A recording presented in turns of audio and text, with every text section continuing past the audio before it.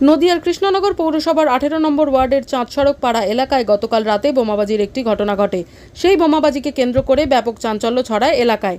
জানা গিয়েছে, নদিয়ার কৃষ্ণনগর পৌরসভার 18 নম্বর ওয়ার্ডের প্রাক্তন কাউন্সিলর অনুপম বিশ্বাসের বাড়ির কাছে রয়েছে সম্প্রীতি উদ্যান।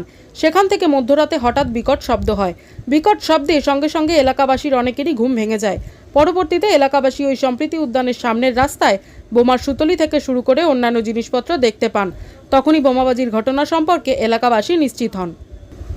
খবর পেয়ে ঘটনাস্থলে ছুটে আসে কোতোয়ালি থানার পুলিশ এবং কে বা কারা এই ঘটনা ঘটিয়েছে এবং কী কারণে ঘটিয়েছে তা তদন্ত করে দেখার আশ্বাস দিয়েছে পুলিশ। তবে এলাকার প্রাক্তন কাউন্সিলর অনুপম বিশ্বাসের দাবি, আমাদের এলাকাটি সংখ্যালঘু অধ্যুষিত শান্তিপূর্ণ জায়গা। এত বছরে কখনো কোনোদিন এরকম ঘটনা ঘটেনি। আমরা চাই এরকম ঘটনা যেন আর না ঘটে। তবে কে বা কারা এর সঙ্গে যুক্ত তা জানা নেই। তিনি জানান, প্রশাসনের ওপর আস্থা রয়েছে, পাশাপাশি দুষ্কৃতীদের গ্রেফতার করে দৃষ্টান্তমূলক শাস্তির দাবি জানান তিনি।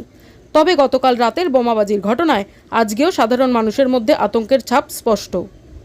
নদিয়ার কৃষ্ণনগর থেকে অর্ণব মজুমদারের রিপোর্ট। গতকাল আনুমানিক রাত 2টোর সময় একটা আওয়াজে আমাদের ঘুম ভেঙে যায়। আমরা বোম পড়েছে এটা প্রথম অবস্থায় বুঝতে পারি না। এইখান দিয়ে কিছু মানুষ ফাংশন শেষ করে বাড়ি ফিরছিল, তারা এটা ইয়ের মতো দেখতে পায়, দেখে তারা থানায় ফোন করে। কিছুক্ষণ পর যখন পুলিশ আসে, কোতোয়ালি থানার অফিসার এবং অনেক লোকজন পাড়ার, তারা ডাকে।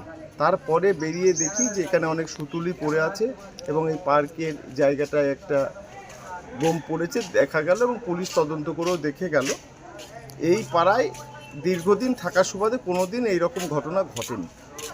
আমরাও হঠাৎ আতঙ্কিত যে এই ধরনের ঘটনা কেন ঘটলো, কে ঘটানো। আমরা পুলিশ অফিসারকে বলেছি যে আপনি তদন্ত করে প্রকৃত দোষীদের ধরার ব্যবস্থা করুন এবং পাড়ার মানুষরা শুনে সাধারণ মানুষরাও বিচলিত সকাল থেকে। তার কারণ আমাদের এখানে মুসলিম অধ্যুষিত এলাকা, ভোরবেলায় আজান পড়ার সঙ্গে সঙ্গে মানুষ উঠে পড়ে।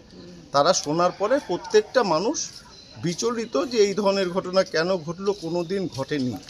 তা আমরাও চাই যেন এই ধরনের ঘটনা না ঘটে এই শান্তিপূর্ণ জায়গায়। আপনার বাড়ির গায়ে লাগালাগি একদম আপনার বাড়ির সামনেই এই ঘটনাটা ঘটলো, আপনি আওয়াজ পাননি? আওয়াজ পেলাম, ওই যে একটা আওয়াজ পেলাম। আমি তো ঘুমিয়েছিলাম, ঘুমিয়ে থাকার পর একটা আওয়াজে ঘুম ভাঙলো। সেটা ব্যাপক তীব্রতা ছিল, কেঁপে উঠেছিলাম। কিন্তু আমার পাশের ঘরে এসি চলছে, আমি ভাবছি, আমার মনের মধ্যে ভাবছি এসিটা বন্ধ করা হয়নি, হয়তো এসিটা বাস্ট করেছে। তো বোম পড়েছে এই ধারণাটা প্রথম অবস্থায় আমার হয়নি। আর কোনোদিন যেহেতু বোম পড়েনি, আমি আমার জীবন দশায় এখানে 50 বছর আছি, বোম পড়তে দেখিনি। আপনাদের কি মনে হচ্ছে কোনো সন্দেহ যে কে বা কারা করতে পারে? না, সন্দেহ আমরা কাউকে এই মুহূর্তে করছি না, তবে আমরা নজর রাখছি এবং সকলকেই আমরা বলেছি যে এই ধরনের কর্মকাণ্ডের সঙ্গে যদি কোনো খবর পাই আমরা সঙ্গে সঙ্গে পুলিশকে জানাবো। পুলিশকে জানিয়েছিলেন? না, আমরা পুলিশকে, তো পুলিশ এসেছিল রাতে, পুলিশের সাথে কথা হয়েছে, পুলিশ ছবি তুলে নিয়ে গিয়েছে। নির্মল্লবাবু বলে এক অফিসার এসেছিলেন, উনি সমস্ত কিছু দেখে গেছেন এবং আমাদেরও বলেছেন আমরা কিছু জানলে যাতে আমরা তাদের সহযোগিতা করে আমরা করবো সহযোগিতা। আপনার নাম? আমার নাম অনুপম বিশ্বাস, প্রাক্তন কাউন্সিলর কৃষ্ণনগর।